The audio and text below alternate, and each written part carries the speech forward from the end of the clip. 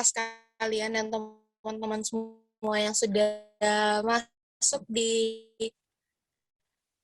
ruangan Zoom malam hari ini. Salam sejahtera, Om Swastiastu, Namo Buddhaya, dan salam kebajikan. Semoga terus berada dalam keadaan sehat. Ini masih ada yang masuk. Selamat bergabung semuanya.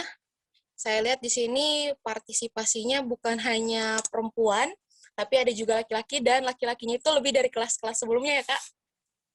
Kalau kelas-kelas sebelumnya hanya ada 1 yang menetap. Hari ini ada lebih dari 3.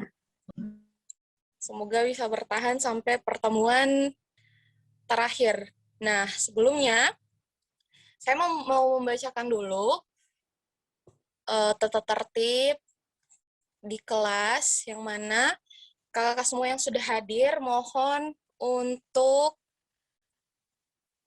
mematikan mikrofonnya ketika pemateri sedang memberikan materi, dan kalau bisa, apabila memungkinkan, bisa di-on-kan kameranya, biar kita bisa saling menyapa satu sama lain. Dan juga kalaupun ada pertanyaan, boleh di raise hand atau langsung diketik di kolom komentar. Nah, untuk kelas gender kali ini, sebenarnya kelas gender yang ketiga, sesi ketiga, pertemuan pertama. Jadi kalau misalnya dibuat angkatan, ini sudah angkatan ketiga. Orang-orangnya juga orang-orang baru semua. Nah, pematerinya juga kita adalah Kak Novi. Kak Novi ini kalau di UNG, beliau adalah dosen bahasa Inggris. Mungkin ada mahasiswanya Kak Novi di sini juga, boleh say hi. Jadi sebelum kita masuk ke materi, kita akan ada pemberitahuan atau arahan singkat atau pendeskripsian penggambaran terkait kelas ini dari Direktur Salampuan. Saya langsung mengundang Kak Asriati Najamudin. Silakan, Kak. Oke, terima kasih Julianur. Assalamualaikum warahmatullahi wabarakatuh. Selamat datang semua teman-teman partisipan kelas tahun 2021.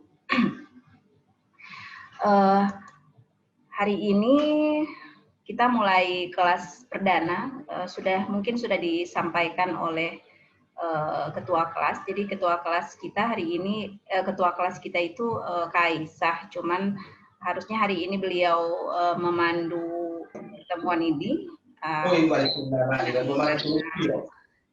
Kendala karena apa? Dia sakit sehingga kemudian belum sempat, sakitnya sih cuma sakit gigi doang, belum sempat bergabung bersama kita. Nanti kelas malam ini akan dipandu oleh Kak Julianur. Baik teman-teman sekalian, ini adalah sesi ketiga dari kelas gender yang kita buat kemarin ketika tahun 2020. Kita sudah sudah ada 2 angkatan, walaupun memang sangat-sangat terbatas karena hanya cuma 5 orang, kemudian berikutnya 4 orang. Memang sebelumnya banyak gitu ya partisipannya, tapi sampai selesai itu hanya 4 sampai 5 orang. Nah, untuk sesi kelas ini kita hanya bikin 6 kali pertemuan karena kelas ini kita berjenjang. Jadi ada kelas pemula, kemudian madya, dan kelas dewasa. Memang ujung-ujungnya nanti dia kalau pas udah di yang level berikut, kita akan lebih banyak. Kalau di level kedua itu kita akan lebih banyak bagaimana melakukan tindakan afirmasi terhadap pembangunan daerah, pembangunan masyarakat dan sebagainya. Kemudian nanti yang udah yang level ketiga itu lebih pada bagaimana nanti kita akan berinteraksi ataupun berelasi dengan orang-orang yang ada di sekitar kita. Cuman memang lebih penguatan kepada, kalau bahasanya Lian itu pendidikan pranikah ya Lian ya. Lupa saya kemarin istilahnya apa. Ya dia jadi semacam itu pesannya.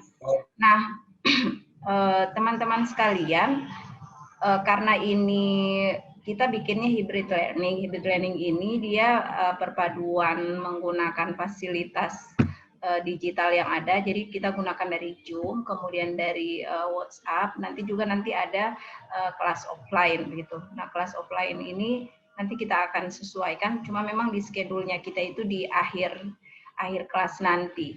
Ya. Adapun narasumber kita, yang jelas narasumber tetap kita itu Ibu Novi, ya, beliau Ketua Bidang Kajian Strategis di Salampuan. Kemudian ada narasumber kedua kita, Ibu Indri Afriani, PSD, hadir hari ini. Ibu Indri ada ya? Oh ya, ada Ibu Indri. Kemudian kita ada narasumber tamu yang kemudian akan kita undang khusus, tapi memang bukan nanti di level ini, di level berikutnya, ya, sesuai dengan kompetensinya dalam khusus untuk membahas soal gender.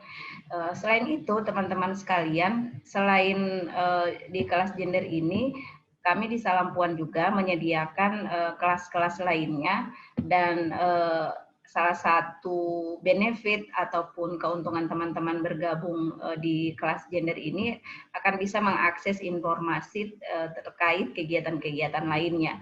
Kami juga nanti ada di pertengahan tahun, kami akan melakukan rekrutmen relawan Salampuan. Jadi kalau teman-teman berminat untuk bergabung, berpartisipasi dalam kegiatan-kegiatan sosial yang namanya relawan, ya, bantu-bantu, ya, mungkin bisa ikut bergabung dengan kami. Teman-teman sekalian, saya mungkin tidak usah berpanjang kata, tapi pada dasarnya Sekolah Puan ini kita laksanakan memang dalam rangka untuk transfer pengetahuan, transfer informasi, karena kebetulan narasumber kita ini Ibu Novi Rusnarti Usu ini memang S2-nya itu khusus studi gender, ya, jadi beliau alumni Flinders University di Australia, dan memang selama ini beliau bergiat khusus dengan itu, karena memang kalau kita bicara teori feminisme, kemudian konsep gender, itu memang tidak bisa serta-merta kemudian kita telan utuh gitu ya, mentah-mentah, karena memang semua teori-teori yang ada itu dia berasal dari berbagai kejadian, ya, jadi secara kontekstual yang memang kalau mau dibandingkan di setiap ruang, waktu, gerak itu dia nanti penerjemahannya akan beda-beda. Nah, nanti bagaimana kita mau aplikasikan pengetahuan gender ini di Gorontalo misalnya, di kampus kita dan sebagainya, apakah akan sama persis dengan Amerika, di Australia, di tempat-tempat lain, nggak seperti itu, nanti kita akan lihat nanti. Mungkin itu saja dari saya. Terima kasih. Selanjutnya saya kembalikan kepada Julianur. Oke, terima kasih banyak Kak Asri. Hai. Iya, teman-teman, hari ini juga Kak Asri ini sedang berulang tahun loh. Selamat ulang tahun Kak Asri. Doa-doanya boleh langsung lewat video call ya. Amin. 40 tahun guys. Selamat tahun Ibu. Iya, terima kasih. Ibu. Sehat selalu Ibu. Oke, nah teman-teman, jadi yang hadir di ruang Zoom ini bukan hanya saya, Kak Asri dan Kak Novi, tapi ada juga Kak Iin. Kak Iin ini adalah seorang dokter muda. Kemarin baru kelar dari Jepang studinya S3. Mungkin Kak Iin boleh say hi dulu, Kak Iin. Tadi sudah say hi sih di kolom chat. Hai. Hai aja ya. Assalamualaikum. Halo semua. Waalaikumsalam warahmatullahi wabarakatuh. Nah, ini Kak Novi juga sudah on cam. Saya mau menyapa dulu Kak Novi. Halo Kak Novi, selamat malam. Gimana kabarnya Kak? Alhamdulillah. Baik, agak batuk. Oke, kita doakan semoga Kak Novi lekas hilang batuknya dan lekas sehat. Amin. Dan mungkin juga teman-teman kalau ada yang mau ketemu Kak Novi secara langsung, bolehlah berpapasan nanti di hari Minggu ke pasar. Oke, Kak, tanpa perlu berlama-lama lagi, saya langsung kasih ruangan Zoom ini pada Kak Novi dan Kak Iin untuk berbagi ke teman-teman yang ada sekitar 19 orang di luar kami berempat. Mari silakan, Kak. Ya, terima kasih, Lian. Halo Bu Astrid, terima kasih. Selamat ulang tahun. Halo Bu Indri, partner saya hari ini. Dan halo semua. Ya, Assalamualaikum warahmatullahi wabarakatuh. Untuk semua yang sudah bergabung dengan kami, Salam Puan. Di pertemuan pertama, kelas gender Salam Puan. Merupakan bagian dari kelas Puan yang ada di Salam Puan. Dan ini adalah seri ketiga dari kelas gender itu sendiri. Alhamdulillah sejak 3 tahun lalu kita menginisiasi ini dan sudah ada 2 kali kelulusan ya, dan insya Allah tahun ini juga mudah-mudahan ini semuanya bertahan sampai dengan akhir kelas. Biasanya memang di awal-awal suka rame ya. Dulu kami sebelum pandemi pertemuannya pasti offline ya, jadi bisa ketemu langsung. Sebenarnya ada banyak sekali yang bisa kita lakukan, lebih aksesibel sebenarnya kalau online. Saya ada materi untuk hari ini, nanti ya saya minta tolong ke hostnya untuk membagikan. Jadi untuk pertemuan pertama kita akan bicara tentang apa itu gender ya, untuk memahami dulu apa itu gender. Kemudian kalau ada kata gender itu pasti ada satu kata temannya ya. Kata ini sering kita dengar juga, dan kadang-kadang kalau dengar ini suka berkonotasinya suka negatif, yaitu seks ya. Gender selalu berteman dengan kata seks, dan kita harus memahami apa makna kedua kata ini. Setelah itu kita juga akan belajar tentang bagaimana gender itu tersosialisasi ke kita, ke manusia. Siapa yang melakukannya? Yang menerimanya manusia. Siapa yang melakukannya? Ya, seterusnya. Dan nanti juga kita akan melihat bagaimana identitas gender. Mungkin kalian akan bertanya sebenarnya identitas gender saya apa ya? Setelah bagian itu saya jelaskan, silakan bertanya ke diri sendiri, saya ini beridentitas apa? Identitas gender saya apa? Kemudian peran gender. Itu bagian terakhir dari agenda kita hari ini. Nah, mungkin bisa host membagikan ini.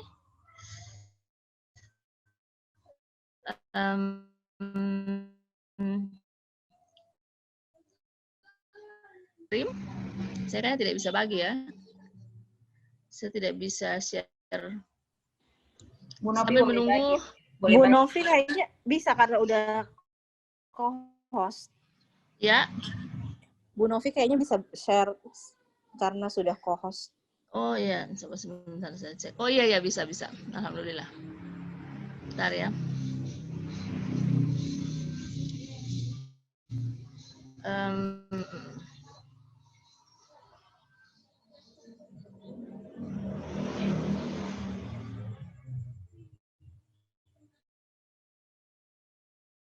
Ya, saya sudah bisa share.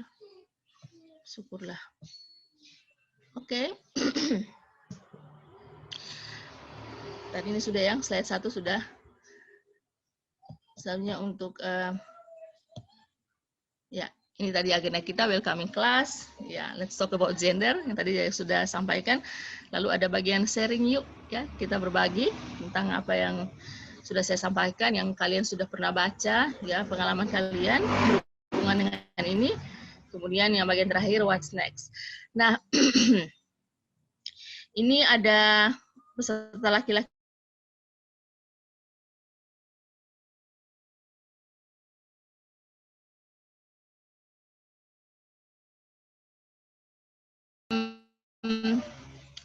selamat datang ya semua sekali lagi. Ya sambil jalan mungkin kita akan saling kenalan ya, dan tadi nama saya sudah, nama kalian juga ada di screen. Lama-lama kita akan benar-benar saling mengingat nama satu sama lain. Bagi yang sering datang ke kelas ya, sebenarnya ini sama dengan kuliah, kalau jarang datang dosennya suka lupa. Nah yang pada bagian ini semua bisa lihat ya. Ini Iya. ada, biasanya kita kalau mengisi formulir, itu pasti dimintakan duluan nama. Setelah nama pasti ada permintaan tempat tanggal lahir. Misalnya Gorontalo 11 Januari 1989. Setelah itu kita akan ditanya jenis kelamin. Ya, ini data diri atau identitas kita. Identitas kita itu bisa berhubungan dengan nama kita. Nah, di nama itu kemudian akan ada banyak cabang-cabangnya. Ya. Nah, tempat tanggal lahir ini akan ada banyak cabang-cabangnya. Misalnya namanya Anita, orang akan berhayal dia perempuan, rambutnya panjang, atau dia berjilbab, dia suka pakai gamis, suka pakai baju pink, dan seterusnya. Mungkin dia ini mahasiswa, atau ibu-ibu, dan seterusnya. Nah, lalu ada pertanyaan tentang jenis kelamin. Bisa dijawab perempuan, ya karena namanya Anita, kemudian jawabannya menjadi perempuan. Karena kenapa?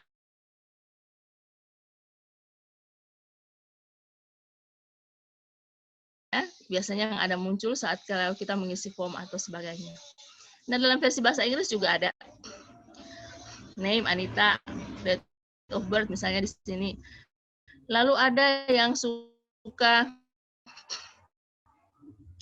muncul entah itu seks atau gender. Ya. Kalau kita mengisi menulis, kalau pertanyaannya seks, kita akan menjawab dia jenis kelamin perempuan. Oh ya, seks. Kita sudah tahu pasti, mostly ya, sebagian orang atau kebanyakan orang sudah tahu walau tidak kelamin. Mau itu seks atau gender yang tertulis di situ, kita biasakan tulis perempuan laki-laki. Apakah ini ya, seks dan gender tidak sama, sehingga jawabannya juga tidak akan sama sebenarnya di sini. Jawaban yang tidak sama itu kemudian akan panjang lagi cabang-cabangnya. Mari kita lihat. Apakah gender itu samakah dia dengan seks? Nah, ini saya ambil dari tulisan yang ada di Jurnal Perempuan dari West and Zimmerman, kemudian Butler. Ini Judith Butler ya, salah seorang feminis yang sangat terkenal. Dia di kelompok post-feminis. Nah, disimpulkan dari apa pendapat mereka bahwa gender itu bukan sesuatu yang lahir bersama kita ya. Jadi pas kita keluar dari perut begitu langsung gender kita something begitu, tidak. Jadi kita tidak lahir dengan gender itu. Dan gender itu bukan sesuatu yang kita miliki begitu. Tapi kata mereka, gender itu adalah sesuatu yang kita lakukan, sesuatu yang kita tampilkan. Nah, kita di sini siapa? Manusia ya. Saya, kalian, mau laki-laki, mau perempuan. Ini. Nah, kalau misalnya gender itu tidak bukanlah sesuatu yang lahir bersama kita, seks itu adalah sesuatu yang lahir sama-sama dengan kita. Saat kita keluar dari perut itu berbawaan dengan kita, sesuatu yang kita miliki begitu. Harusnya seperti itu ya, karena gender ternyata bukan sesuatu yang kita miliki. Berarti seks adalah sesuatu yang kita miliki. Nah, kira-kira apakah West, Zimmerman, Butler, kira-kira apa itu gender? Ada satu buku bagus di Indonesia yang ditulis oleh Prof. Mansur Fakih, Gender dan Transformasi Sosial. Dari begitu banyak buku, ini mungkin buku yang bagus sekali untuk kita belajar tentang gender, terutama untuk pemula. Dan ini buku sudah cukup lama, tapi masih sangat relevan. Ada begitu banyak buku tentang gender, tapi kalau kita sudah bicara soal gender di Indonesia, dan kita mengambil referensi berbahasa Indonesia, pasti karya Prof. Fakih itu tidak akan pernah luput dari daftar referensi. Judulnya Gender dan Transformasi Sosial. Di dalam buku itu dia mengatakan adalah gender itu produk budaya. Budaya di sini tentunya manusia ya, produk manusia. Manusia kan yang menciptakan budaya, yang menghasilkan budaya, yang performs culture itu manusia. Nah, seks tidak seperti itu. Dia bukan sesuatu yang diciptakan oleh budaya. Seks itu given, ya. Itu bukan pemberian. Seks itu pemberian, bukan sesuatu yang kita pelajari. Sederhananya seperti itu. Mari kita lihat lagi. Nah, ini. Gender itu ternyata merujuk pada satu paketan karakteristik yang membedakan antara laki-laki dan perempuan. Ya. Kalau kita belajar bahasa Inggris ini male dan female, kemudian ada men dan women. Apa bedanya? Dua-duanya itu adalah laki-laki dan perempuan. Kenapa dia pakai kata male dan female? Jadi belajar bahasa Inggris ya. Karena ini merujuk ke biological differences, perbedaan biologi, ke seks yang tadi, ya. Jadi saya kembali lagi bahwa gender itu merujuk pada satu paket, ya, atau satu set karakteristik atau ciri khas yang membedakan antara laki-laki dan perempuan. Dia sambung, particularly in the cases of men and women. Ya, kalau sudah masuk ke men and women, ini sudah masuk ke bahasa gender. Kalau male and female itu bahasa seks. It differentiate, ya, ini membedakan antara laki-laki dan perempuan berdasarkan budaya di mana dia lahir. Sehingga gender itu adalah hasil konstruksi sosial, social construction, ya. Nah, karena budaya berbeda satu sama lain, sehingga ya budaya di sini budaya orang Gorontalo, orang Jawa, orang Sumatera itu beda. Ke kelompok yang lebih besar orang Indonesia, orang Vietnam, orang Thailand, orang Korea, orang Jepang itu beda. Ke lebih besar lagi orang Asia, orang Eropa, itu orang Amerika beda. Ya, budaya mereka beda ya. Kita sering menggunakan kalimat ini, kita mendengar ini berulang-ulang. Nah, karena budaya di mana manusia tinggal itu berbeda, dan budaya itu kemudian sebenarnya perbedaan itu yang menciptakan manusia, sehingga ekspektasi dan aturan-aturan terhadap male dan female yang grounded dari biological anatomical distinction itu berbeda pula. Nah, saya mau mengambil kalimat yang terakhir, biological and anatomical distinction. Ini merujuk ke seks yang tadi ya. Jadi gender, dengan kata sederhananya, gender itu adalah produk budaya, hasil konstruksi masyarakat. Konstruksi itu berarti bangunan, dibangun oleh masyarakat. Kalau seks, itu adalah konstruksi biologi. Perbedaan laki-laki dan perempuan yang dikonstruksi secara biologi. Konstruksi biologi itu maksudnya itu tadi, kita lahir membawa itu. Kita lahir misalnya ada anak perempuan, anak laki-laki, dia lahir dengan jenis kelamin yang beda. Ya. Perempuan dan laki-laki jenis alat kelaminnya beda ya. Itu bagian dari seks. Makanya dikatakan dia itu given ya. Given bukan learn. Pemberian siapa? Pemberian Tuhan ya. Sunatullah itu tidak bisa dirubah-rubah. Kalau merubah itu berdosa. Sebagai orang beragama kita mempercayai itu. Tidak bisa dirubah. Biologically constructed, terkonstruksi secara biologi dalam bentuk organ tubuh kita, baik laki-laki maupun perempuan, dan itu given, tidak bisa diganggu-gugat, tidak bisa dirubah-rubah ya. Kalau merubah itu berdosa. Nah, mari kita lihat gender. Gender itu learn, gender is learn. Gender itu dipelajari. Kita belajar menjadi men and women. Saat kita terlahir sebagai male dan female, maka kemudian kita akan belajar menjadi men and women. Di men and women ini akan ada label maskulin dan feminin. Tapi mari kita mulai lagi dengan kata bahwa gender itu dipelajari. Kenapa dipelajari? Sekali lagi ini produk budaya. Kemudian dia berbeda. Kita belajar berbudaya, kita juga belajar bergender. Tidak ada sih kalimat bahasa Indonesia seperti itu bikinan saya. Kita belajar menjadi itu. Kita belajar menjadi laki-laki, kita belajar menjadi perempuan sesuai ekspektasi masyarakat, sesuai apa maunya masyarakat. Nah, kalau masyarakatnya berubah, maka perempuan dan laki-laki juga akan berubah. Contoh berubah itu, zaman dulu yang sekolah itu anak laki. Zaman sekarang perempuan di kampus banyak. Mereka jadi pemimpin, mereka jadi mahasiswa banyak. Itu dulu tidak ada. Nah, itu salah satu contoh karena orang sudah belajar. Orang belajar, orang berubah. Ini tidak apa-apa kalau misalnya ternyata perempuan ada di ruang publik, tidak apa-apa. Dan itu bagian dari gender ya. Gender. Oke. Kesimpulannya, walau ini sudah kesimpulan, kita masih ada beberapa slide lagi ya. Gender is learned, sex is given. Gender itu merujuk ke dua-duanya, laki-laki dan perempuan. Seks juga merujuk pada dua-duanya. Nah, bagaimana kita menjadi gender ini? Atau kita belajar bergender ini?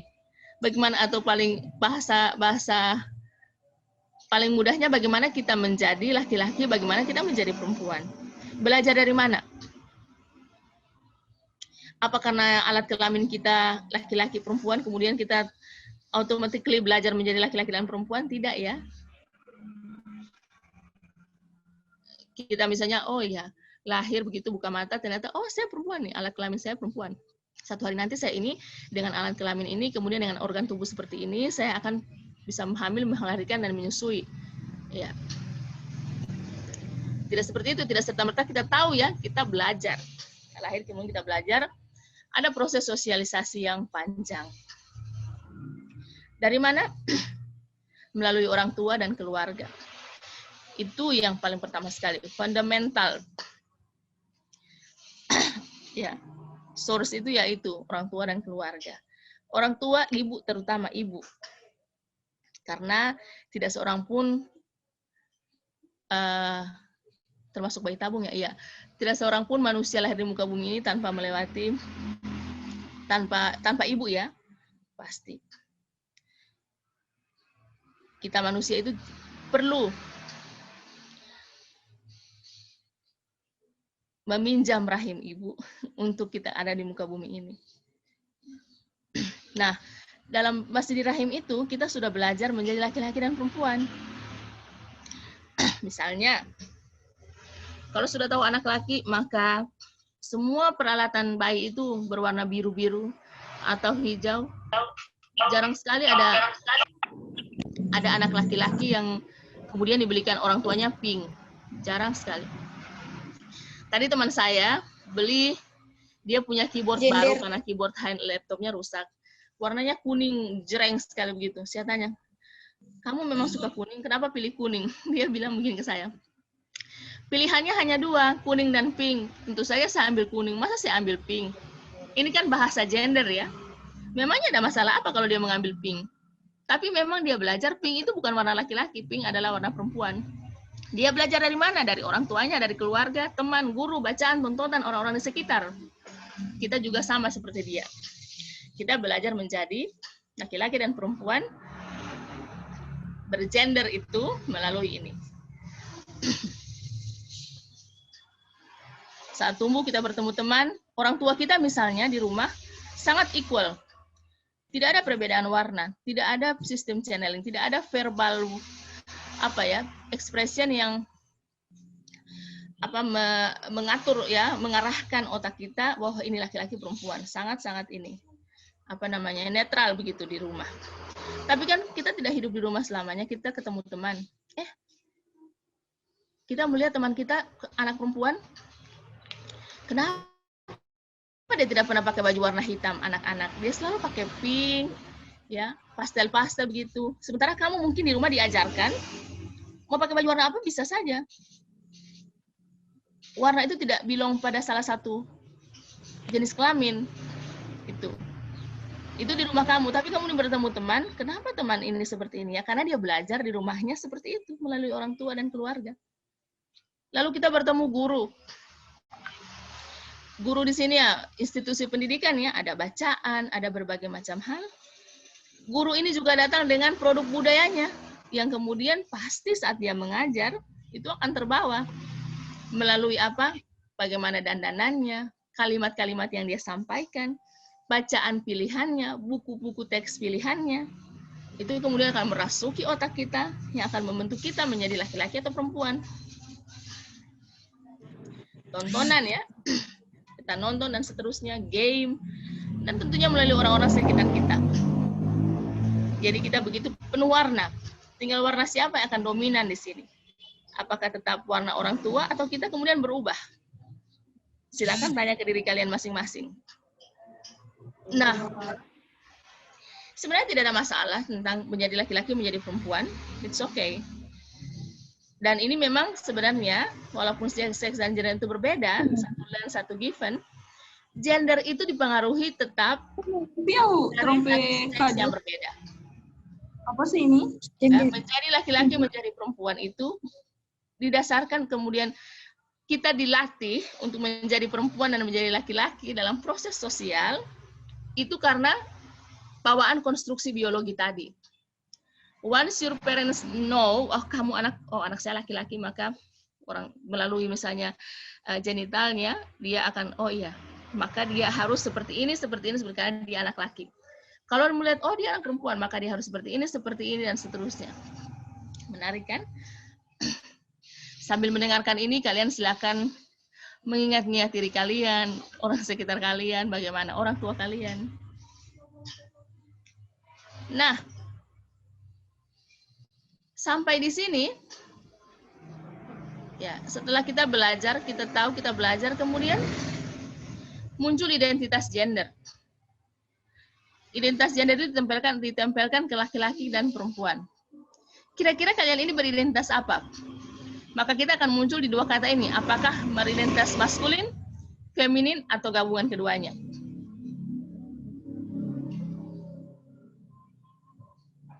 Apakah maskulin itu milik laki-laki, feminin milik perempuan? Tidak juga.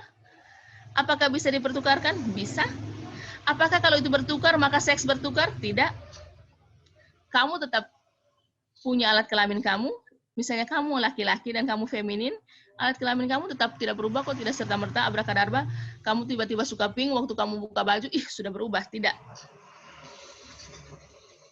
Begitu juga dengan, misalnya kalau perempuan maskulin, ini bisa bertukar, ya. Dan tidak ada yang salah dengan itu, selama kamu tidak mengubah seks kamu, itu. Ya, ini identitas gender. Silakan, sebentar kita akan sharing ya. Setiap yang di kelas ini harus ya, waduh ibu gurunya bilang harus seperti ibu guru ya kalau sudah harus begitu. Saya ingin kalian bersuara sedikit mengatakan, oh saya identitas saya ini maskulin, saya feminin, saya bingung misalnya, saya apa misalnya. Oke. Dari identitas maskulin feminin itu melahirkan gender, peran gender.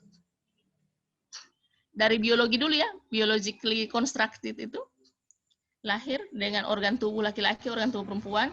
Kemudian kita belajar menjadi laki-laki dan perempuan, menjadi feminin, mendapatkan identitas feminin dan mendapatkan, menerima atau mengambil identitas feminin atau maskulin.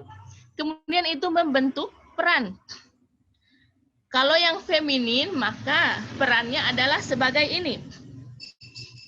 Bicara soal peran ini seperti kita lagi bermain drama ya, seperti main film. Karena memang tanpa kita sadar sebenarnya kita sementara bermain peran, karena Ahmad Albar bilang ini dunia adalah panggung sandiwara. Nah, masyarakat itu seperti punya skrip untuk laki-laki dan perempuan. Ini skripnya untuk laki-laki, ini untuk perempuan. Kalau kamu perempuan, kalau kamu harus feminin, maka inilah yang harus kamu lakukan. Kamu harus pakai rok, kamu harus rambut panjang, kamu harus pakai lipstik, kamu dan seterusnya. Kamu harus rajin mandi, kamu tidak boleh tidak senyum dan seterusnya. Kamu harus lemah lembut, gemulai, sabar dan seterusnya. Kalau kamu laki-laki, skripnya seperti ini. Kamu tidak boleh menangis, kamu harus main bola kaki, kamu tidak boleh main boneka, ya. Kamu harus jadi pemimpin, kamu harus berotot. Kamu harus berani manjat pohon, padahal mungkin tidak semua laki-laki bisa ya. Nah, dan belum tentu perempuan tidak bisa.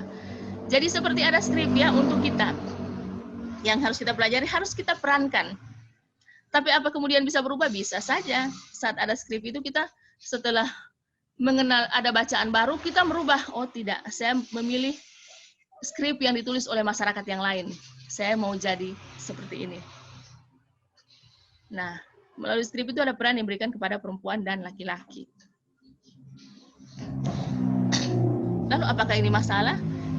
Sebenarnya tidak juga. It's okay. Kamu terlahir laki-laki, perempuan, kemudian memilih maskulin atau feminin, dengan kemudian ada identitasmu itu, kemudian kamu berperan seperti yang saya sebutkan tadi, ada label-label berdasarkan label yang ingin disampaikan diberikan ke masyarakat kamu hidup berdasarkan itu, tidak ada masalah. Tapi kemudian kenapa ada begitu ribut orang di muka bumi ini bicara tentang kesetaraan gender? Hari ini kita bahkan ada kelas gender. Kenapa?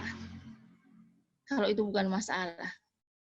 Orang itu berkumpul, berdiskusi, mencari solusi, belajar, dan seterusnya. Itu karena ada masalah. Berarti ada masalah ya.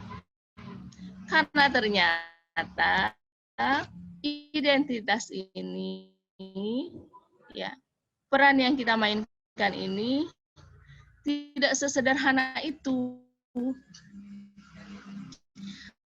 Ada peran yang lebih luas yang ditulis skrip, kemudian membawa kita dengan banyak hal.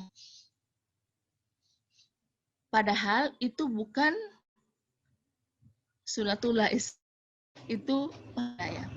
Misalnya, kan kamu perempuan lahir dengan organ tubuh perempuan, kamu harus ya masalah skrip tentang perempuan yang harus kamu jalani.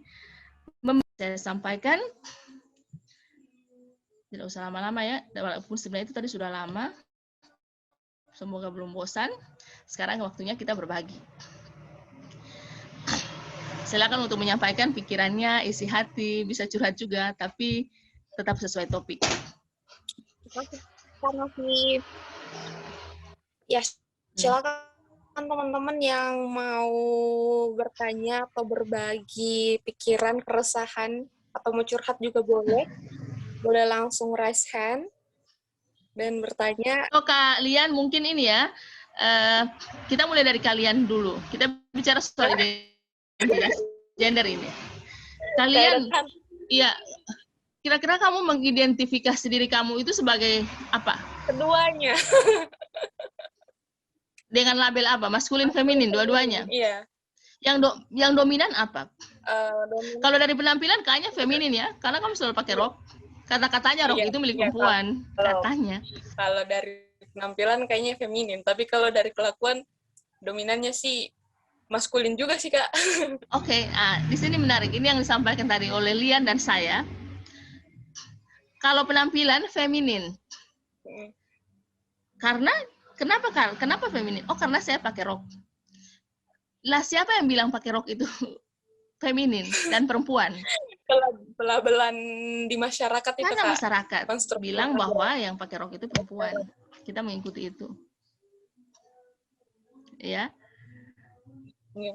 Jadi, itu yang disampaikan oleh Lian, mungkin juga akan kalian, seperti itu juga bahasa yang akan disampaikan oleh banyak orang. Dan karena ini produk budaya, kita itu we almost never question why.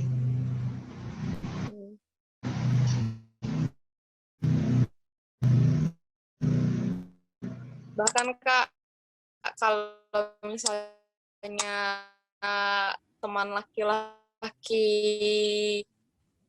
teman perempuan yang pakai label ini, padahal saya banyak kan pakai kemeja laki-laki sih, Kak. Nah, kamu bilang juga itu karena kemeja laki-laki. Kenapa dia sampai ada kalimat bahasa seperti itu? Iya. Ya, tadi ya saya proses sosialisasi yang saya bilang tadi orang tua dan seterusnya itu, dia melalui bahasa verbal, melalui penyaluran. Saya tidak sempat taruh di screen, di slide. Bahasa verbal itu ya misalnya kamu jangan menangis karena kamu laki-laki, anak perempuan bermain ini dan seterusnya. Biasanya dengan anak laki-laki bicaranya keras, anak perempuan lembut ya, ada seperti itu. Kemudian ada juga penyaluran. Misalnya anak laki-laki diarahkan bermain apa, perempuan bermain apa dan seterusnya. Jadi itu. Nah, kira-kira ini ada Ada berapa orang semua, Lian? Ada 20 Yang masih yang on. masih ada itu total semua 23 dikurangi 3 Bisa 4 dibuka orang. kameranya? Ada nih ya Cak, Halo, yang ini on ada. cam. Ini Kadang-kadang ada yang begitu Hendra kan sudah memang buka screen. banyak ditemui di keseharian sih Kak. Hendra, kira-kira kamu identitasnya apa, Hendra? Maskulin, feminin?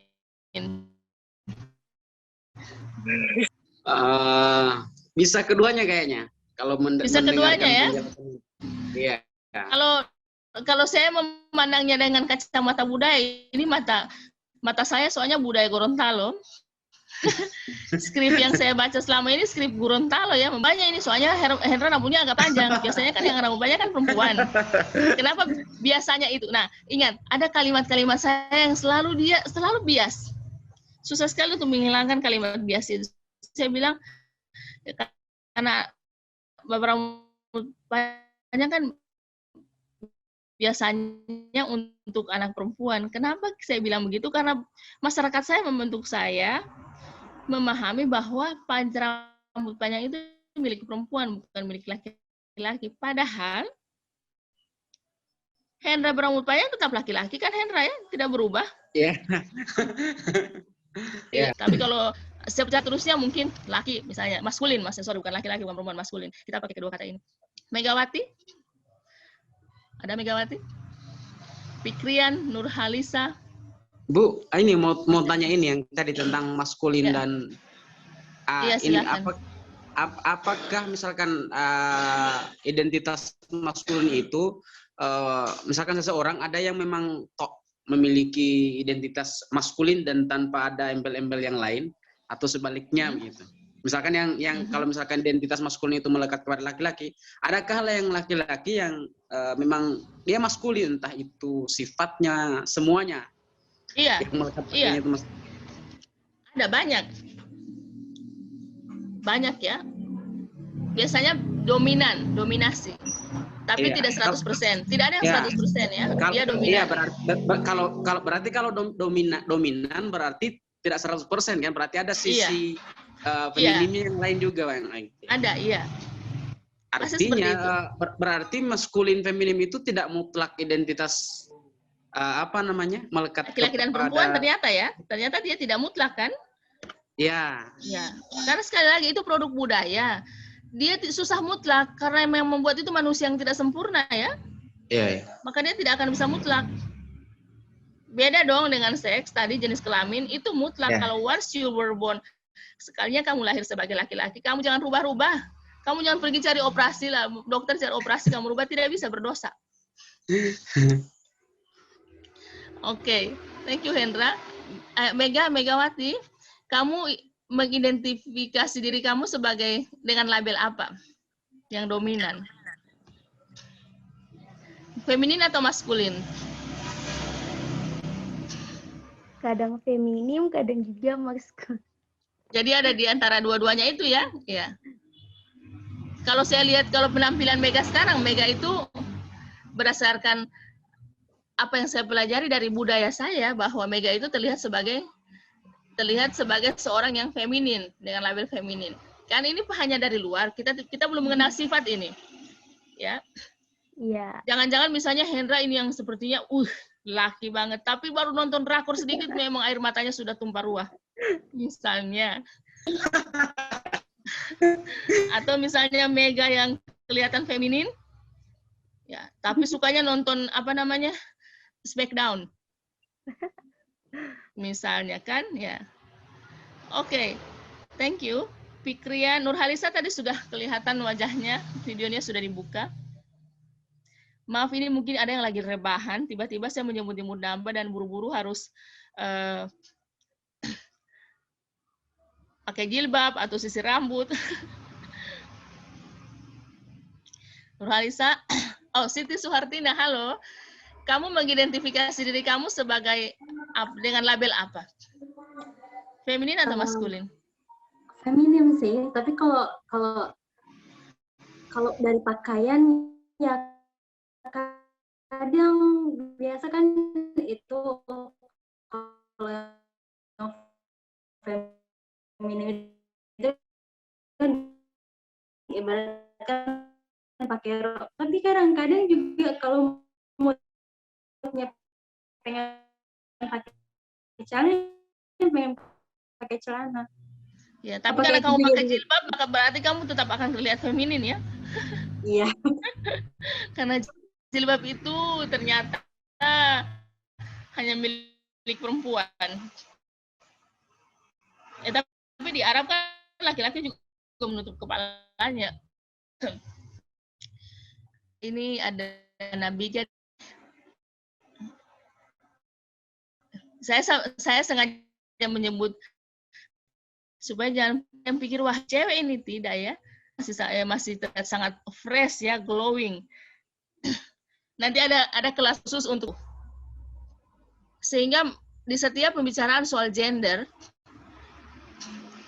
saya tidak setuju kalau yang memilih transgender atau transseksual ini kemudian seperti itu. Karena sebenarnya dalam pemahaman saya personal, ya, secara personal, itu adalah masalah kejiwaan yang bisa diobati. Sehingga dia tidak akan masuk di dalam kajian gender. Mereka ini bagi saya tidak masuk di kajian gender.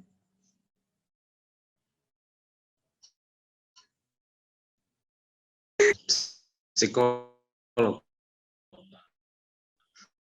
Iya.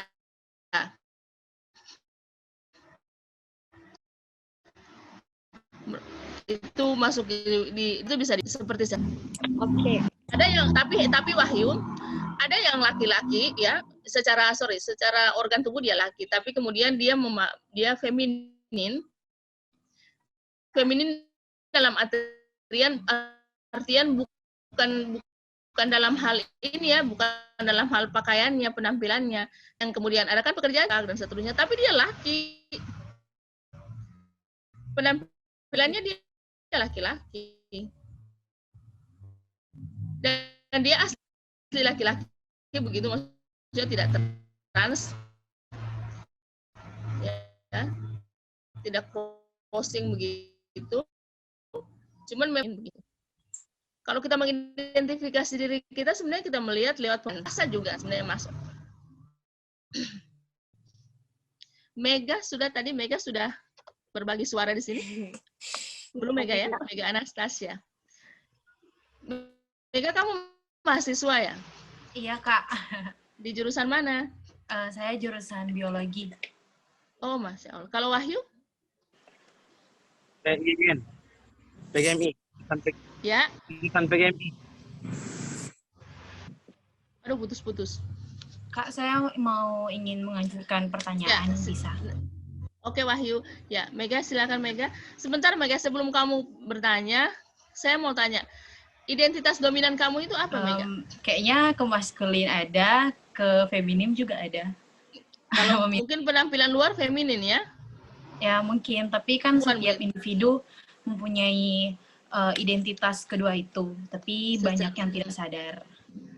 Secara sifat mungkin ya, kamu maskulin. Ya, mungkin. Oke, jadi kalau nonton drakor tidak menangis ya, atau malah tidak suka drakor? Ya, masih seperti perempuan-perempuan yang lain, Kak. Oke. Silakan Mega mau bertanya apa? Jadi ini kan kelas gender atau kelas puan. Ya.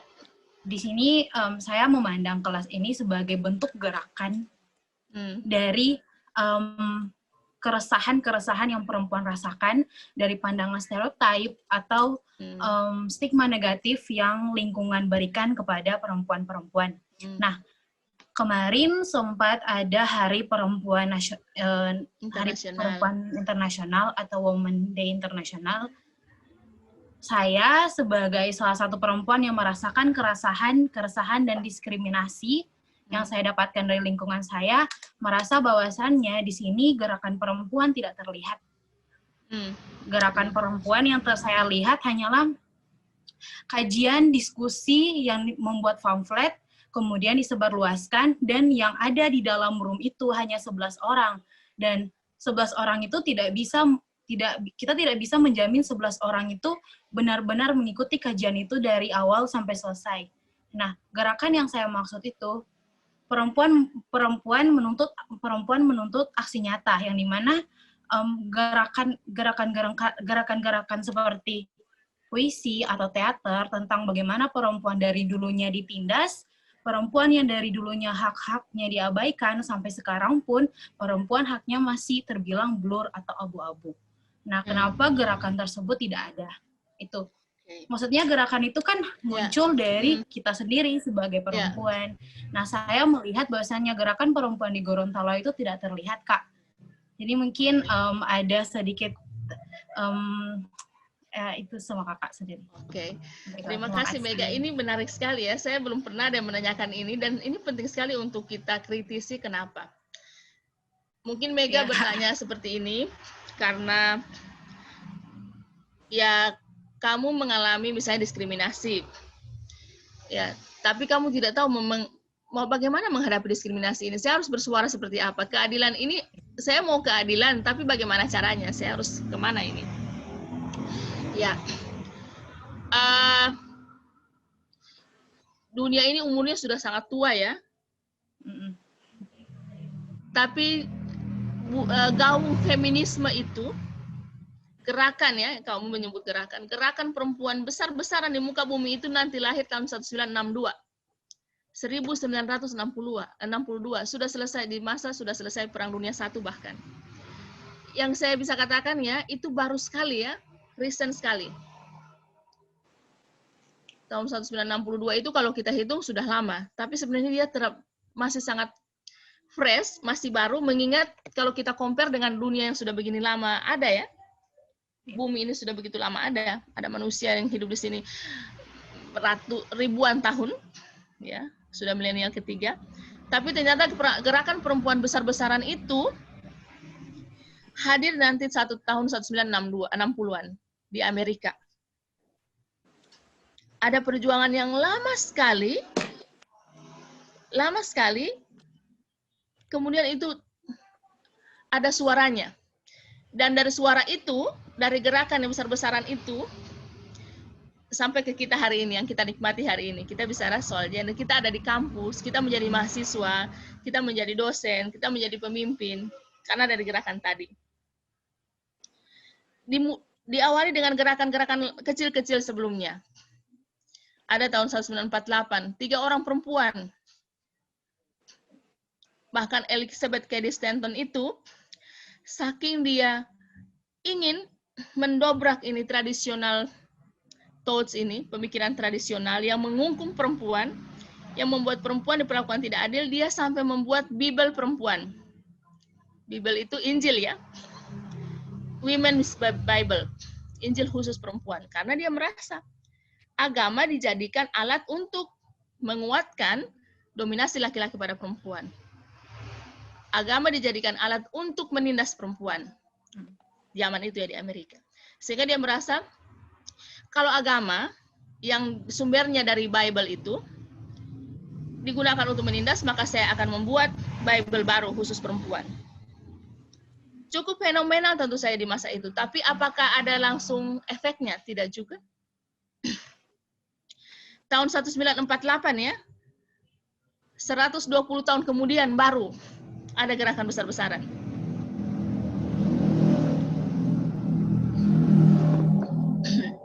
Yang kemudian ada terus sampai hari ini.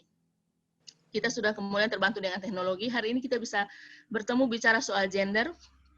Kamu bisa berbagi, saya dan teman-teman.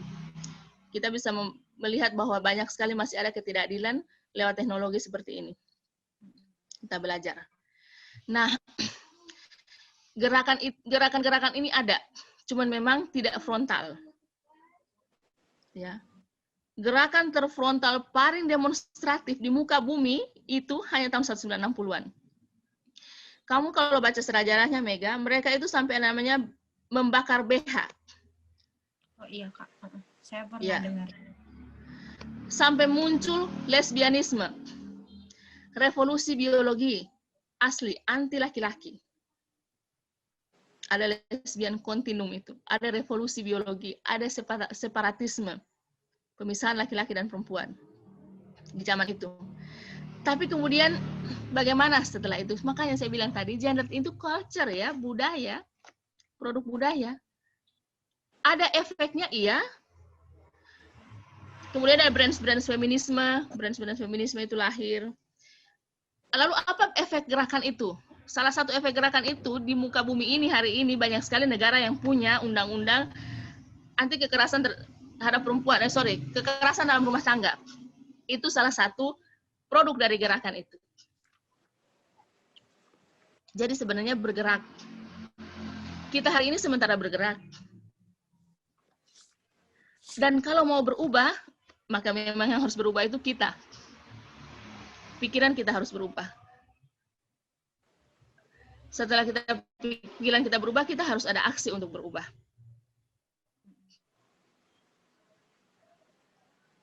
Kita harus ada keinginan nanti anak-anak saya tidak akan diajarkan sebagaimana cara saya diajarkan. Misalnya seperti itu. Bagus kamu sudah berpikir seperti ini. Di zaman saya waktu kuliah dulu, saya juga berpikir seperti ini. Saya membaca banyak buku tentang feminis, sepertinya dikagetkan, wah ternyata seperti ini yang hari ini. Jadi gerakan-gerakan hari ini mungkin tidak sebesar tahun 1960-an, tapi ada, dan bahkan ada gerakan individual movement, sendiri-sendiri. Makanya, kalau kita belajar sejarah feminisme, sebenarnya saya akan sentil ini nanti di pertemuan 3 mungkin. Hari ini istilahnya sudah bukan feminisme zaman dulu, tapi sudah DIY feminism, do it yourself feminism. Gerakan itu sudah DIY movement begitu. Kamu sadar ini tidak benar, kamu sadar sedang diperlakukan tidak adil, kamu sadar bahwa ada diskriminasi, kamu mau berubah itu. Bagaimana caranya? Dengan caramu sendiri. Yang DIY itu. Do it yourself. Jadi kira-kira begitu ya, Mega. Jadi ayo sama-sama, mari kita saling berpegangan tangan untuk perubahan. Saya senang di sini ada laki-laki ya. Karena memahami ini tidak bisa hanya dipahami oleh perempuan. Harus dipahami oleh dua-duanya. Karena gender itu bicara tentang dua-duanya. Misalnya begini, semua perempuan paham ini, apalah gunanya paham ini saat menikah, dia menikah dengan orang tidak paham ini.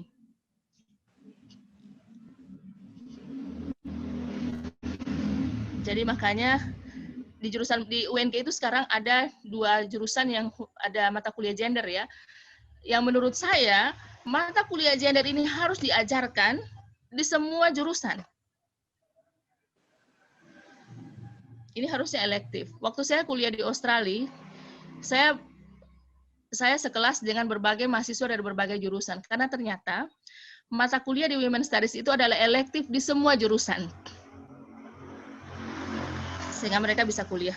Karena kenapa? Di semua lini, di semua bidang kehidupan, kita akan bicara tentang laki-laki dan perempuan. Sehingga harus ada ilmu untuk membicarakan itu, memahami itu. Panjang ini ceritanya. Semoga kamu bisa ikut sampai selesai, sampai kemudian kita akan pindah ke pembicaraan lebih detail tentang ini gender. Bagaimana melihatnya di politik, di kesehatan, dan seterusnya. Menarik. Terima kasih, Mega. Ya, terima kasih banyak, Kak. Ya. Tambahan sedikit, Kak. Bahkan sampai sekarang saya melihat bahwasannya perempuan masih terlalu buta dengan arti kesetaraan. Artinya masih mau disuruh-suruh, masih mau ditindas, masih mau mengiyakan yang seharusnya tidak kita harus iyakan. Nah, saya setuju juga dengan program kakak tadi mengadakan di semua jurusan tentang mata kuliah gender karena itu penting sekali, apalagi pada perempuan-perempuan. Harusnya ya, harusnya. Cuman saya tidak ada power ya untuk melakukan itu. Iya. Tapi di jurusan, tidak promo jurusan ini, Mega. Kamu anak angkatan berapa? Aku angkatan 19, Kak. Oh, 19 tidak ikut kurikulum baru ya? Karena sekarang di jurusan kami ada mata kuliah pilihan yang bisa diambil oleh semua mahasiswa. Itu mata kuliah gender. Masya Allah. Semoga gender berkembang terus, Kak. Ya, dan terima kasih banyak, Kak. Iya, sama-sama. Dan kamu itu nanti jadi focal point, Mega. Kamu belajar di sini, kamu menyampaikan apa yang kamu sampaikan ke teman-teman, mengajak mereka dengan tentunya kita harus dengan pendekatan budaya ya, karena orang Gorontalo itu mereka ya harus dekati dengan cara yang berbeda, tidak boleh demonstratif. Iya, Kak. Di kota saya pun sendiri saya melihat itu semua. Jangan-jangan kalau kita menyampaikan tentang gender ini,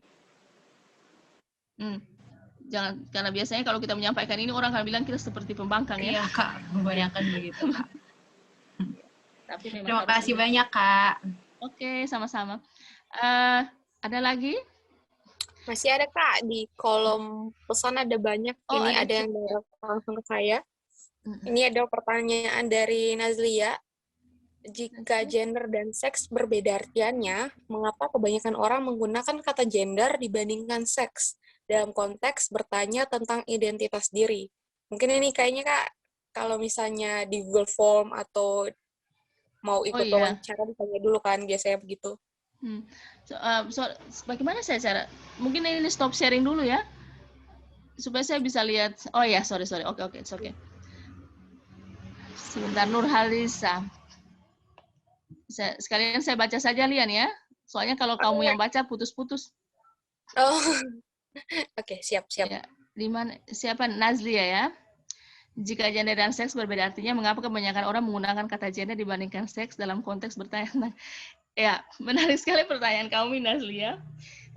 Saya berpikir, ini karena mereka tidak tahu apa itu gender, apa itu seks. Mereka asal taruh saja. Mengikuti, karena ini kata yang sangat common, kemudian orang berpikir mau gender, mau seks itu jenis kelamin. Padahal kan maknanya tidak begitu. Kalau kita berbahasa Indonesia itu lebih jelas. Jenis kelamin begitu ya. Kalau jenis kelamin berarti kan berujung ke biological ini. Identity. Tapi kalau gender itu kan dia lebih ke social identity. Nah, bingung juga. Misalnya saya disuruh isi gender, saya bingung, saya mau isi maskulin, women atau men ya, karena saya juga maskulin, saya juga feminin. Nah, ini karena kenapa orang tidak memahami ini, kemudian asal taruh. Padahal sebenarnya it's okay. Tidak apa-apa sebenarnya meletakkan ini di form, tapi harus ini berarti ada imbas yang baik. Oh, misalnya ada 10 orang mendaftar, kemudian ada kata gender, lalu dia akan tulis perempuan. Maka si pembuat acara itu harus paham, oke, ada perempuan yang lebih banyak menjadi peserta, dan perempuan ini ada kebutuhan-kebutuhan khusus, dan sehingga harus dibedakan dengan laki-laki. Itu yang baiknya. Tapi kan sebenarnya mereka taruh kata gender dan seks itu hanya untuk merepresentasikan kata jenis kelamin. Jadi memang kita harus hati-hati, jangan ikut-ikutan yang kurang pas seperti ini. Thank you, Nazlia. Ada Husain. Oke, menarik. Saya suka ini pertanyaan tentang Islam memandang isu tentang kesetaraan gender. Saya mengambil contoh tadi di Amerika. Saya tidak mengambil contoh di Arab. Kenapa? Di negara Arab itu Islam lahir ya. Allah menurunkan Al-Quran itu di Arab melalui Rasulullah. Di negeri yang dulunya sangat yang jahiliyah, yang perempuan dibunuh, perempuan tidak punya hak, dan seterusnya. Dan Allah menurunkan agama itu di sana. Agama yang kita percaya sekarang ini di sana. Nah, sehingga pengertinya, jauh sebelum feminisme ini muncul, ya, tapi juga jauh setelah dunia ini memperlakukan perempuan tidak adil, lama setelah dunia ini memperlakukan perempuan tidak adil, lahirlah Islam, ya, rahmat bagi seluruh alam. Maka bukan hanya bagi orang Islam, tapi untuk seluruh alam dan isinya. Islam adalah satu-satunya agama. Semua manusia yang bertakwa itu akan masuk surga. Tidak ada kata perempuan dan laki-laki, semua ya. Mau kaya, miskin, muda, tua, perempuan dan laki-laki bisa masuk surga kalau bertakwa. Kalau kita melihat ayat ini sangat-sangat equal, sangat-sangat setara. tidak memandang kita dari gender atau seks kita, tapi dari ketakwaan tadi. Sehingga dalam Islam sudah setara ya, kesetaraan gender itu sudah ada sejak Islam ini lahir. Kalau kita melihat cerita kisah-kisah tentang Rasulullah, tidak pernah ada satupun kisah yang mengatakan Rasulullah itu meminta istrinya memasak atau mencuci atau seterusnya. Tapi ada itu adalah Rasulullah menjahit bajunya sendiri, misalnya. Itu kan tanda sebenarnya kode ke manusia setelah zaman Rasulullah mengatakan bahwa melakukan hal-hal seperti itu, kalau laki-laki melakukan hal-hal misalnya yang menjahit dan seterusnya, itu tidak masalah. Rasul saja pemimpin umat melakukannya. Kenapa laki-laki hari ini yang bukan siapa-siapa tidak mau melakukan itu? Ya. Kenapa tidak pernah ada kisah yang menceritakan tentang Rasulullah minta istrinya memasak? Karena memang memasak bukan tugas perempuan ya. Tugas perempuan di muka bumi ini cuma 3. Hamil, melahirkan, menyusui. Karena itu tidak bisa dilakukan laki-laki. Jadi Islam sudah sangat equal memandang laki-laki dan memandang dan memperlakukan laki-laki dan perempuan. Itu jawaban saya untuk pertanyaan bagus dari Husain. Sekarang dari mengapa di dalam gender mengalami kesetaraan? Dari Nurhalisa. Pertanyaannya mengapa di dalam gender? Mengapa laki-laki, dalam konteks konstruksi sosial laki-laki dan perempuan harus ada kesetaraan? Iya, karena manusia itu diciptakan Tuhan untuk menjadi khalifah ya, dua-duanya laki-laki dan perempuan. Sehingga harus mereka mendapatkan perlakuan yang sama, yang adil, yang setara. Mereka harus bisa berpartisipasi dan punya akses ke dalam sumber-sumber daya yang ada di muka bumi ini, yang punya Tuhan, milik Tuhan, bukan milik manusia ini, sama. Maka mau dia maskulin, mau dia feminin, dia harus diperlakukan sama. Itu jawaban saya untuk Nurhalisa. Terima kasih, ini banyak yang bertanya, pertanyaannya bagus-bagus. Ya. Oke, silakan kalian.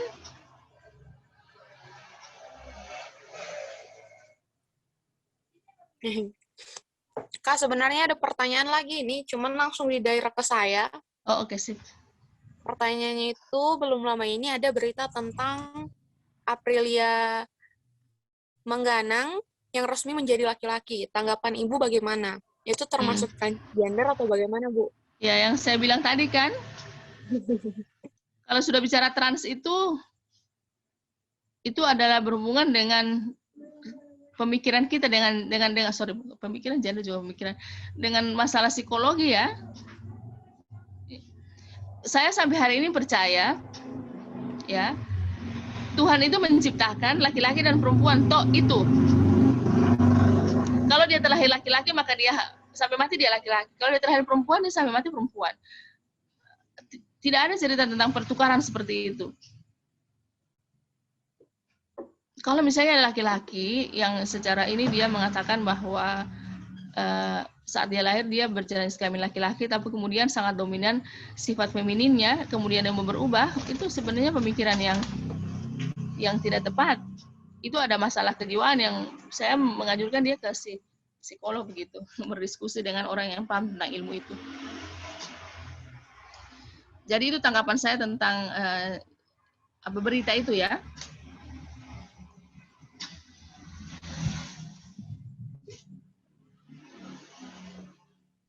Ini ada pertanyaan lagi, Kak Novi, dari Kak Gin. Oh ya, di ini di chat. Iya.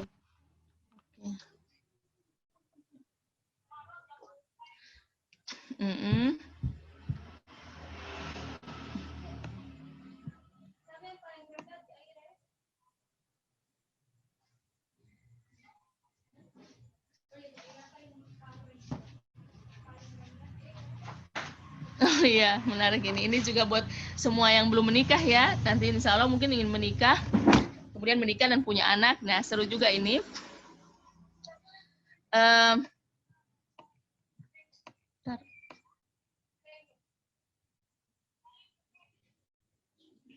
Oke. Nah,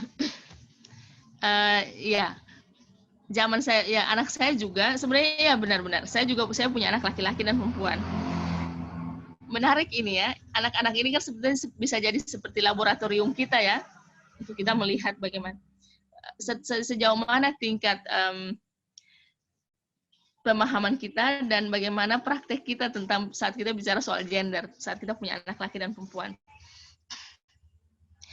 Saya berusaha saya berusaha sekali untuk kedua-duanya itu ya pokoknya mereka diperlakukan sama secara verbal dan seterusnya. Nah, soal ini pilihan ya. Misalnya memakaikan pakaian untuk anak. Selama dalam pikiran ibunya ini hanya untuk ya supaya dia ini saja leluasa. It's okay.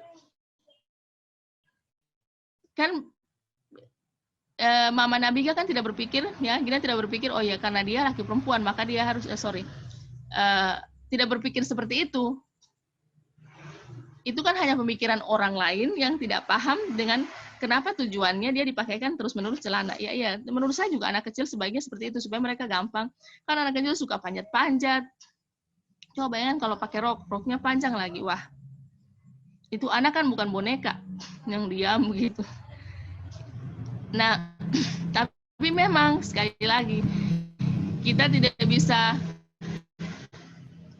bisa apa ya membuat orang tidak kasih komen karena sendiri.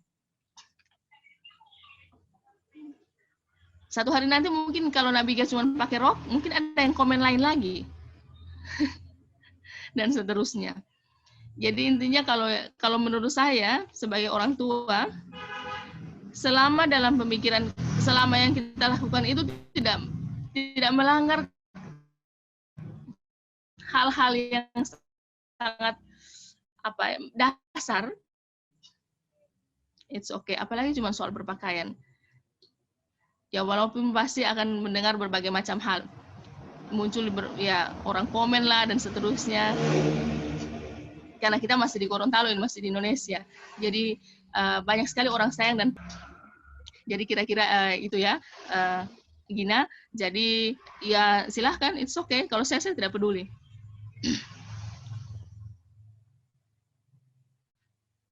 Apalagi ini untuk terutama keselamatan ya. Kalau dia lari-lari dan dia pakai rok dan dia jatuh, yang repot kan orang tuanya juga.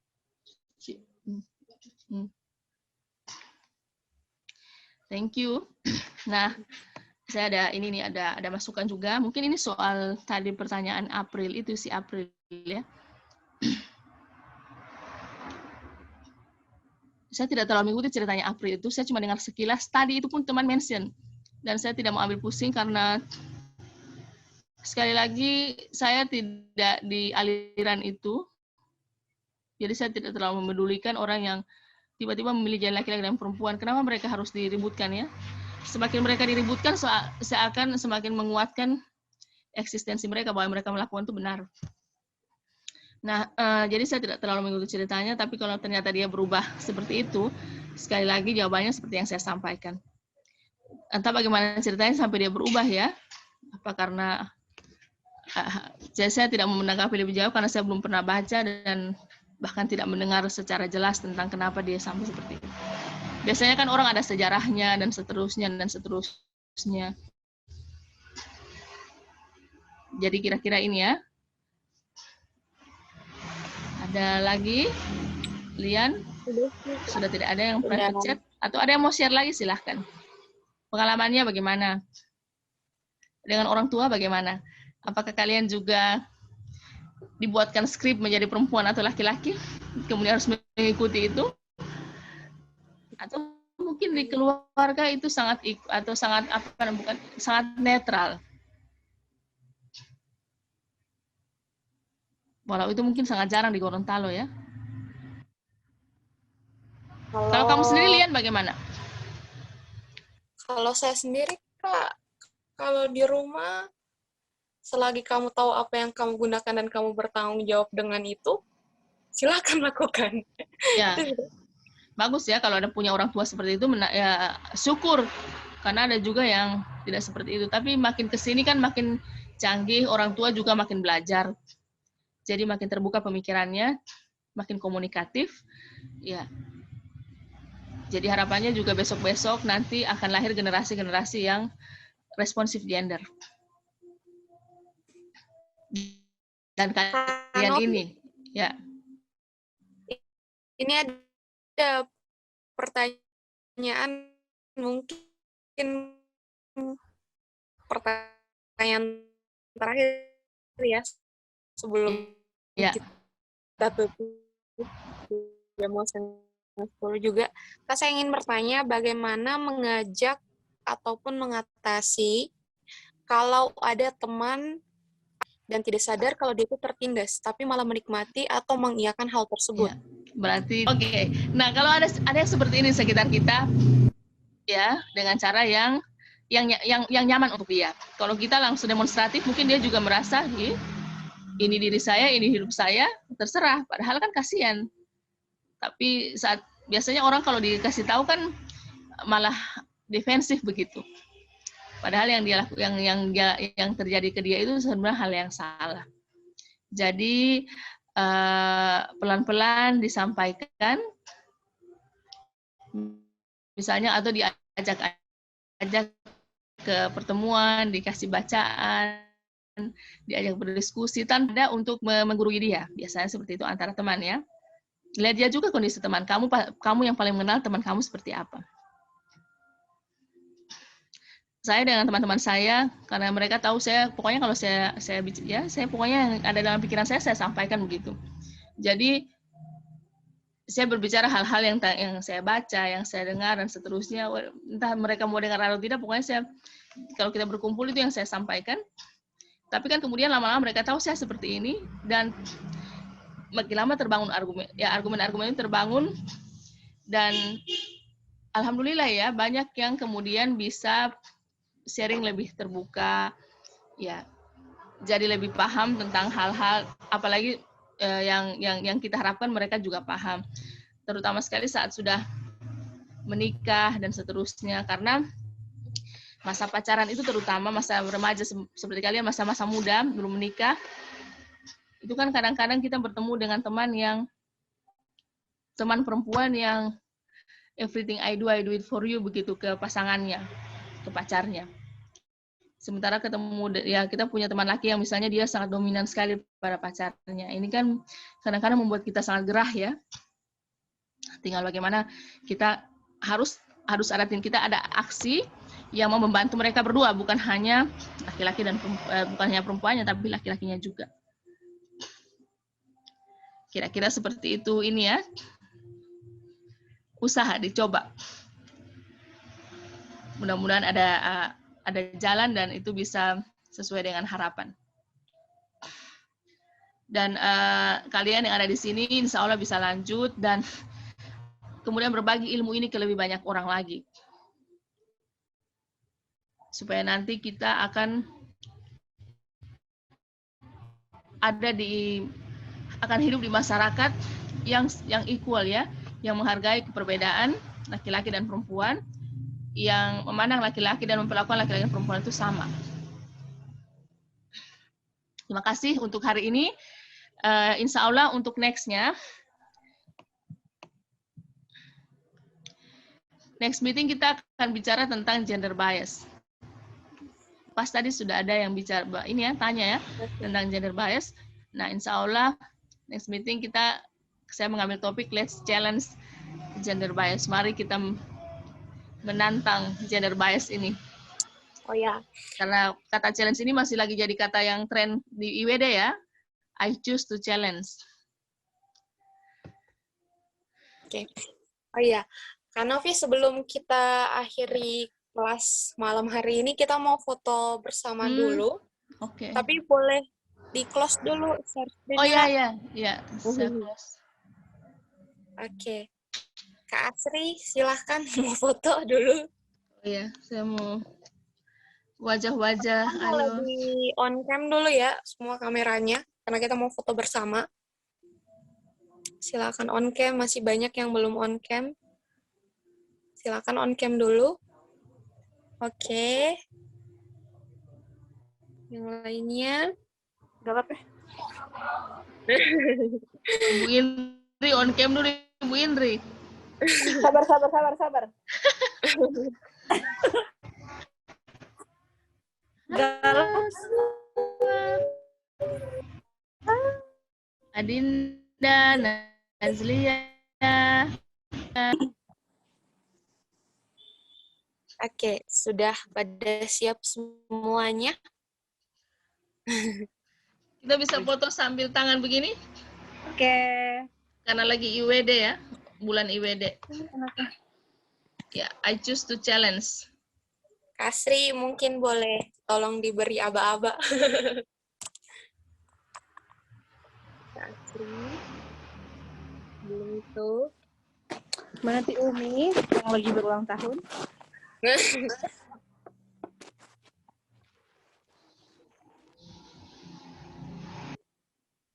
Ibu Astrid mute. Sebentar. Oh, Kak. Ya, yang lain belum pada buka nih. Anissa, Megawati, sama Kak Gina. 3 itu doang. Buka dong. 1, 2. Sudah buka ini? Tika Gina sudah buka? Oh, belum. Berarti pas saya ini. Sebentar. Lagi berputar-putar. 1, 2, 3. 1, 2, 3. Oke, sip. Oke. Terima kasih banyak. Teknologi. Terima kasih banyak ya untuk yang hadir hari ini, untuk kalian yang sudah memandu kelas kita. Karena ini pembukaan pertama jadi istimewa, ada yang memandu. Kakak senior kita ini, juga ada Ibu Direktur kita hari ini. Thank you so much. Insya Allah kita jumpa lagi di kelas berikut ya. Nanti ada petunjuk di grup kelas gender. Terima kasih. Assalamualaikum warahmatullahi wabarakatuh. Waalaikumsalam.